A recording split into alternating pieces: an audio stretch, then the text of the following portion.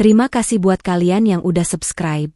Semoga dimudahkan semua urusannya, dilapangkan rezekinya, dan dikabulkan semua hajatnya.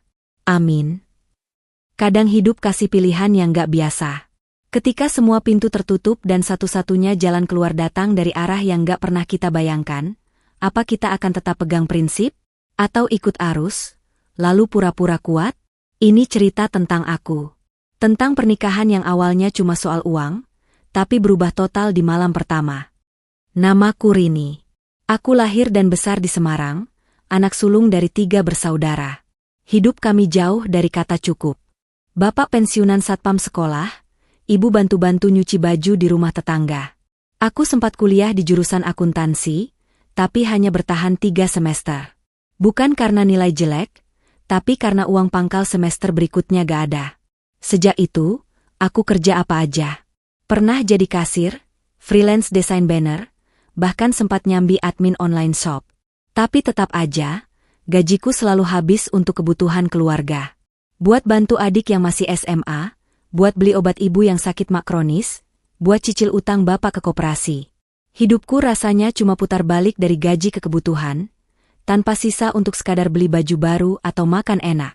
Sampai suatu malam, aku diajak temanku, Tika, ke acara ulang tahun bos tempat dia kerja. Di sanalah aku bertemu Pak Darmawan. Atau lebih tepatnya, beliau yang memperhatikan aku duluan. Pria itu elegan, rapi, wajahnya tenang, usianya sekitar 40-an. Saat kami semeja, dia sopan banget, nggak seperti laki-laki yang biasa menggoda perempuan di jalan. Dia banyak tanya tentang aku, pekerjaanku, keluargaku. Dan yang bikin aku heran, dia dengerin. Benar-benar dengerin. Beberapa hari kemudian, dia ajak aku makan malam. Di sana, dia bicara to the point. Aku butuh istri. Bukan untuk cinta. Tapi untuk pendamping hidup yang bisa kupastikan sejahtera. Aku nggak punya banyak waktu untuk hubungan yang mengalir begitu saja. Aku ingin menikah. Dan kalau kamu setuju, aku akan berikan 200 juta rupiah per bulan. Semuanya legal dan resmi. Kamu akan jadi istriku di mata hukum dan publik. Tapi aku gak akan menuntut apapun darimu, kecuali kesetiaan. Aku terdiam.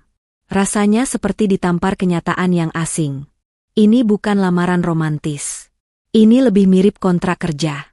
Tapi yang ditawarkan adalah kehidupan yang mungkin bisa menyelamatkan keluargaku. Malam itu aku pulang naik ojek, menatap langit Semarang yang mendung. Di rumah, ibu masih batuk-batuk di kasurnya. Adikku sedang nyalin PR dengan cahaya temaram. Listrik rumah kami sering mati kalau telat bayar. Aku gak bisa tidur. Tapi juga gak bisa mengabaikan angka itu, 200 juta rupiah. Sebulan. Lebih dari cukup buat bayar semua utang. Lebih dari cukup buat biayai 2 adikku sampai kuliah. Bahkan buat beliin rumah kecil untuk orang tuaku. Besok paginya, aku datang ke rumah Pak Darmawan. Dengan tangan dingin dan dada berat, aku buka mulut. Pak, tanda tangan di mana? Dia hanya senyum tipis. Kalau sudah sah, panggil aku Mas Darma aja. Pernikahan kami berlangsung di sebuah aula hotel bintang 5, diam-diam, tanpa tamu, tanpa pesta. Hanya ada 2 orang saksi, 1 penghulu, dan notaris yang duduk di pojok ruangan dengan berkas di tangannya. Aku mengenakan kebaya putih sederhana yang dipilihkan asisten Mas Darma. Riasanku tipis, dan dalam cermin aku nyaris tak mengenali wajah sendiri. Wajah perempuan yang katanya beruntung, tapi hatinya justru kosong. Sementara Mas Darma, seperti biasa, rapi dengan jas abu-abunya. Wajahnya tanpa ekspresi, hanya mengangguk pelan setiap prosedur pernikahan dibacakan. Saat ijab kabul diucapkan, suaranya tegas, tanpa jeda, tanpa gemetar. Aku menerima mas kawin berupa logam mulia dan sejumlah uang, lalu kami resmi menjadi suami istri. Tidak ada cium tangan. Tidak ada pelukan. Hanya salaman formal seperti 2 orang rekan bisnis yang baru saja menyepakati kerjasama. Setelah itu kami berdua masuk ke dalam mobil hitam mewah yang membawa kami ke rumah barunya, sekaligus rumah baruku. Aku pikir rumahnya akan seperti rumah para pengusaha yang pernah kutonton di TV. Tapi ternyata lebih dari itu. Rumah itu seperti istana. Pintu gerbang tinggi, taman dengan air mancur, lampu gantung kristal di ruang tamu, dan jendela-jendela besar yang menghadap kolam renang. Saat kami masuk kamar, aku berdiri canggung. Kamarnya luas, kasurnya empuk seperti awan, dengan ranjang kayu jati tinggi dan spray satin putih.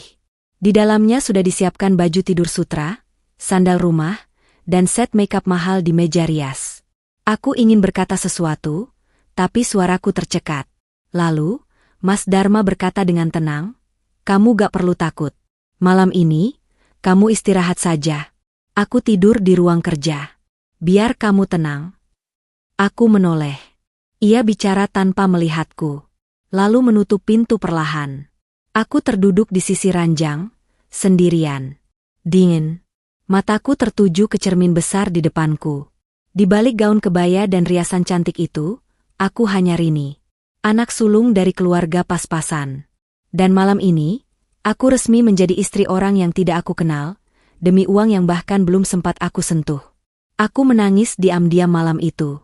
Bukan karena diperlakukan buruk, tapi karena segalanya terasa begitu kosong. Tidak ada sentuhan. Tidak ada kehangatan. Hanya sunyi yang memeluk erat dari segala arah. Dan untuk pertama kalinya aku sadar, mungkin menjadi istri dari orang kaya tidak otomatis membuat kita kaya hati. Aku tertidur menjelang subuh, dengan tubuh masih mengenakan kebaya, dan kepala penuh pertanyaan yang tak bisa kujawab. Pagi pertama setelah akad nikah itu, aku bangun dengan kepala berat. Mata sembab karena kurang tidur. Aku duduk di tepi ranjang, menatap sunyi kamar megah yang semalam membuatku merasa seperti tamu, bukan pengantin baru. Sarapan sudah tersedia di meja makan lantai bawah.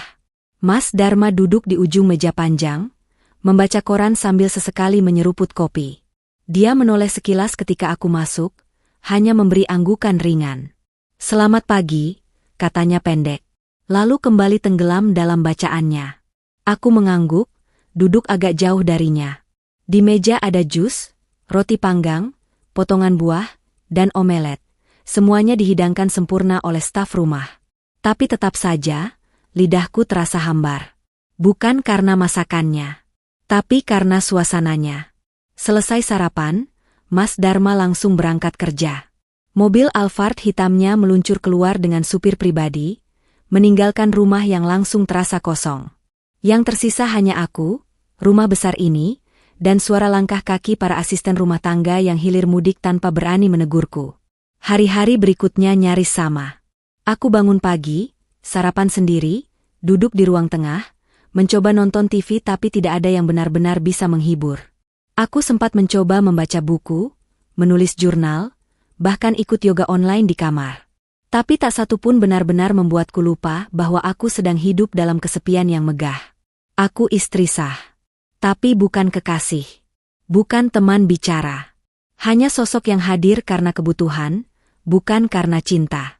Bahkan para staf rumah, meskipun sopan, seperti menjaga jarak. Mungkin mereka tahu aku hanya istri sementara.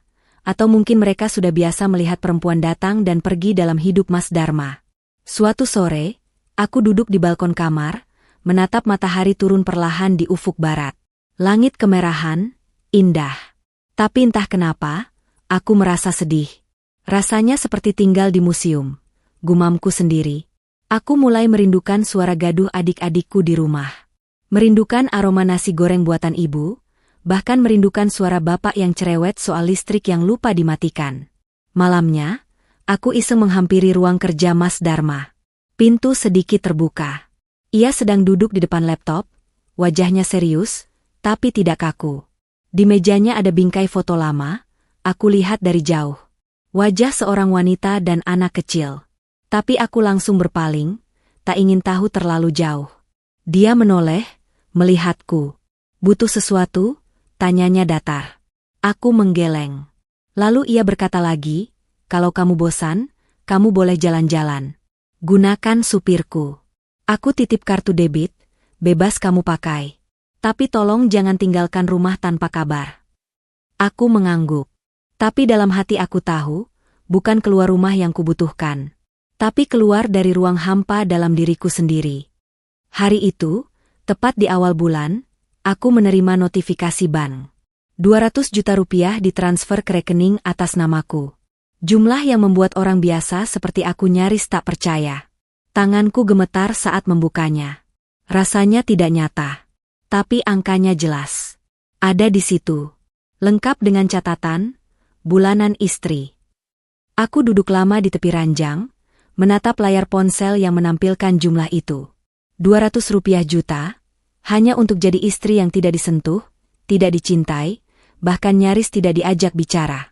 Aku langsung transfer sebagian besar ke rekening ibu. Aku bilang, Alhamdulillah, rezeki bulan ini cukup buat bayar utang sama mulai renovasi dapur. Ibu menangis. Adikku juga terharu. Mereka pikir aku bekerja di kantor besar, jadi asisten pribadi bos Korea, atau apalah yang terdengar keren. Dan aku biarkan mereka percaya. Tapi setelah uang dikirim, entah kenapa aku merasa kosong. Bukan karena aku gak bersyukur. Tapi karena ternyata, uang sebanyak itu, gak bisa menambal kekosongan di dada. Hari-hariku diisi dengan belanja barang-barang mewah yang dulu hanya bisa aku lihat dari etalase mall. Aku coba beli tas mahal, sepatu branded, skincare luar negeri. Tapi setelah dibeli, semuanya hanya menumpuk di lemari. Tidak pernah benar-benar membuatku merasa hidup. Sampai suatu hari, aku pulang belanja dan melihat Mas Dharma duduk sendirian di ruang tengah. Bukan di ruang kerja, bukan juga di kantor. Ia duduk di sofa, diam, menatap kosong ke televisi yang bahkan tidak menyala. Aku berdiri di tangga, menatapnya diam-diam. Wajahnya terlihat lelah. Tapi bukan lelah fisik. Seperti orang yang memikul sesuatu yang tidak bisa dijelaskan. Beberapa malam kemudian, aku kembali ke ruang kerjanya. Bukan untuk bicara, tapi hanya untuk mengantarkan teh. Di sana, aku melihat sesuatu. Di salah satu laci yang terbuka, ada tumpukan surat lama. Dan di antara surat-surat itu, ada satu yang tertulis tangan, kertasnya sudah menguning. Aku hanya sempat baca satu kalimat di bagian atas. Maaf, aku nggak kuat hidup sama kamu. Aku butuh laki-laki, bukan bos. Hatiku capek. Jantungku mencelos. Kupandangi Mas Dharma yang saat itu tertidur di sofa ruang kerja. Matanya tertutup, napasnya dalam. Tapi wajahnya rapuh. Dan malam itu, untuk pertama kalinya aku merasa, aku bukan satu-satunya yang sedang kehilangan arah. Aku menikah demi uang. Tapi dia, mungkin menikah demi kesempatan kedua. Untuk membungkus luka lamanya dengan keheningan yang mahal. Dan di antara kami, tidak ada yang benar-benar menang. Sudah hampir 4 bulan sejak aku tinggal di rumah megah ini, menjadi istri secara hukum dari pria yang hampir tak pernah menyebut namaku. Hari-hari berjalan sunyi, uang datang rutin tiap awal bulan, fasilitas terus mengalir, tapi batinku sepi, dan perlahan, lelah. Aku tahu ini bukan cerita cinta. Sejak awal, kami berdua sepakat bahwa pernikahan ini tidak butuh rasa, cukup dengan kesepakatan. Tapi tetap saja, aku manusia. Perempuan. Dan diam-diam, aku haus akan perhatian. Bukan dari orang luar. Tapi dari pria yang kini sah menjadi suamiku. Malam itu aku putuskan bicara. Aku menunggu sampai semua asisten pulang, rumah sepi, dan hanya ada kami berdua di ruang makan. Aku memasak sendiri, untuk pertama kalinya. Hanya sup sederhana dan ayam goreng, resep ibu. Saat Mas Dharma duduk dan mencicipinya, ia hanya berkata, lumayan. Mirip masakan rumahan. Aku duduk berhadapan dengannya. Tanganku dingin. Tapi aku tahu, kalau aku tidak bicara malam ini, aku akan tenggelam dalam kebisuan yang semakin dalam. Mas, suaraku lirih. Boleh aku ngomong jujur? Dia mengangkat alis. Tentu. Aku tahu dari awal kita bukan pasangan romantis. Aku juga tahu aku datang ke hidup Mas karena alasan praktis. Tapi, aku juga manusia. Aku nggak bisa terus hidup di rumah ini sebagai benda mati. Ia menatapku. Diam. Aku melanjutkan. Aku gak minta dicintai. Tapi kalau aku harus terus jalan di situasi seperti ini, tanpa tahu aku ini siapa di mata Mas, aku takut lama-lama aku hancur. Aku butuh arah. Aku butuh tahu apa aku ini hanya pendamping yang disewa, atau seseorang yang Mas anggap ada.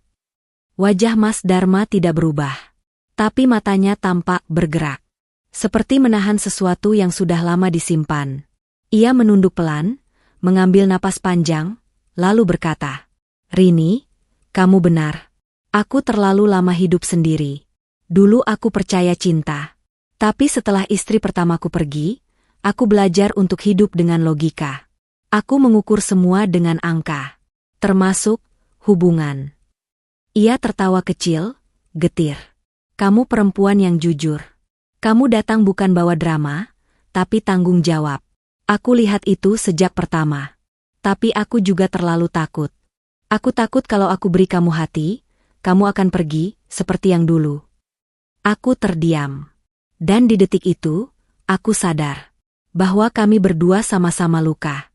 Bedanya, aku lari karena kemiskinan. Dia lari karena kehilangan. Kami bertemu di tengah, tapi tak pernah benar-benar saling menengok isi hati. Malam itu kami tidak bicara lagi. Tapi ia tidak pergi ke ruang kerja seperti biasa. Ia duduk di ruang tamu, menyetel lagu klasik, dan menatapku dari kejauhan. Tidak dekat, tapi tidak menjauh. Dan bagiku, itu awal dari sesuatu yang baru. Setelah malam itu, sesuatu berubah di antara kami. Bukan perubahan besar yang langsung terasa mencolok. Tapi pelan-pelan, seperti matahari pagi yang mengusir kabut, lembut, tapi pasti. Mas Dharma mulai sarapan di meja yang sama denganku. Kadang dia bertanya, "Tadi malam tidur nyenyak?" Atau, "Kamu suka teh atau kopi pagi?" Kalimat yang sederhana, mungkin bagi orang lain biasa saja. Tapi buatku, itu seperti pintu yang akhirnya dibuka setelah lama terkunci. Dia juga mulai pulang lebih awal. Tidak setiap hari, tapi cukup sering untuk membuat rumah ini terasa sedikit lebih hidup. Pernah suatu sore, dia datang membawa 2 tiket teater dan berkata pelan, "Kalau kamu bosan di rumah, malam ini kita nonton, ya?" Aku terdiam. Tidak bisa menyembunyikan senyum. Kami duduk berdampingan di gedung teater, menonton pertunjukan musikal. Saat lampu padam dan musik mulai, aku meliriknya diam-diam. Di balik wajah seriusnya, aku melihat sorot mata yang lebih hangat. Aku tidak tahu apakah ini awal dari cinta, atau hanya sekadar rasa nyaman yang tumbuh dari keterbiasaan. Tapi apapun itu, rasanya menenangkan. Sejak itu, aku mulai memasak lebih sering. Bukan karena ingin menyenangkan dia, tapi karena aku sendiri mulai betah tinggal di rumah ini. Kadang kami makan malam berdua, saling cerita tentang hari masing-masing.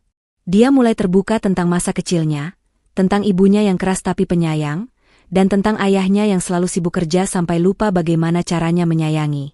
"Aku takut jadi seperti bapakku," katanya suatu malam. "Punya segalanya, tapi gak bisa menyayangi siapa-siapa." Dan malam itu, untuk pertama kalinya, dia menyentuh tanganku. Sentuhan ringan, penuh keraguan. Tapi aku tidak menariknya. Aku biarkan. Karena malam itu aku sadar, aku juga mulai menginginkan lebih dari sekadar uang. Hubungan kami bukan lagi soal angka di rekening. Bukan tentang kontrak yang ada di laci. Tapi tentang 2 manusia yang sama-sama belajar, bagaimana caranya menyembuhkan dan disembuhkan. Aku tidak tahu sampai kapan ini akan bertahan. Tapi untuk pertama kalinya sejak pernikahan itu terjadi, aku tidak lagi menghitung hari. Aku mulai menikmati waktu yang ada. Dan mungkin, justru di saat aku berhenti mengharapkan balasan, aku mulai benar-benar menerima. 6 bulan sudah berlalu sejak aku menikah dengan Mas Dharma.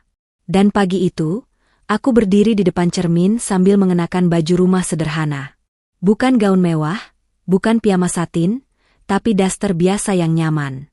Di cermin, aku melihat sosok perempuan yang dulu hanya tahu angka dan kewajiban, kini berubah jadi seseorang yang pelan-pelan belajar mengenali makna rumah. Aku teringat hari pertama aku masuk rumah ini, betapa kosongnya aku, betapa asingnya semua. Tapi pagi itu, aku tidak merasa seperti tamu. Aku merasa tinggal di rumahku sendiri. Di meja makan, Mas Dharma sudah menungguku. Di tangannya, ada koran yang dilipat, dan secangkir kopi. Tapi saat aku duduk, dia menoleh tanpa berkata apa-apa. Hanya senyum.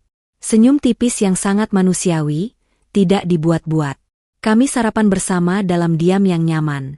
Sampai tiba-tiba, dia berkata, "Rini, bulan ini aku gak transfer uang bulanan ke kamu. Tapi bukan karena aku mau berhenti. Aku mengerutkan kening. Ia melanjutkan. Karena kamu sudah bukan istri kontrak lagi. Aku ingin mulai dari awal. Tanpa perjanjian. Tanpa angka. Kalau kamu mau, aku ingin menikah ulang. Bukan karena aku butuh istri, tapi karena aku ingin bersamamu. Aku terdiam. Hati ini berkecamuk. Bukan karena terkejut. Tapi karena akhirnya aku melihat apa yang selama ini kutunggu. Bukan kata-kata romantis, tapi kejujuran yang utuh. Aku menatapnya lama. Air mata mulai menetes, tanpa bisa kutahan. Dulu aku datang ke hidup Mas karena aku butuh uang. Aku pikir uang bisa menyelamatkan semuanya, kataku pelan. Tapi sekarang aku sadar, yang aku butuh dari dulu bukan cuma rumah, bukan juga jaminan. Tapi seseorang yang mau berjuang bersama, yang mau tumbuh bareng. Dia tak bicara, hanya menggenggam tanganku. Kuat, hangat, tanpa ragu. Hari itu, kami tidak menandatangani kontrak baru. Kami tidak buat pesta. Kami tidak pergi bulan madu.